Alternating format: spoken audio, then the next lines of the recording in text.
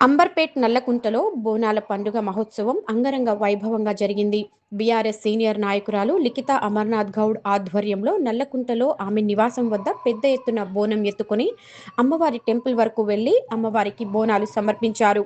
అనంతరం ఆమె మాట్లాడుతూ అమ్మవారి ఆశీస్సులతో నల్లకుంట ప్రజలు మరియు రాష్ట్ర వ్యాప్తంగా అందరూ సుఖశాంతులతో ఆయురారోగ్యాలతో వర్ధిల్లాలని ఆమె కోరుకున్నారు.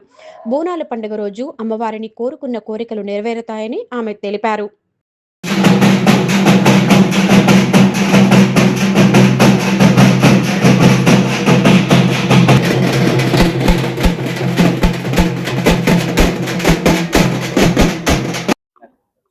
అందరికీ నమస్కారము. మన నల్లకుంట డివిజన్ వాళ్ళందరికీ నమస్కారం. అంబర్పేట వాసులందరికీ మన నమస్కారం. బోనాల శుభాకాంక్షలు ఫస్ట్ మీ అందరికీ.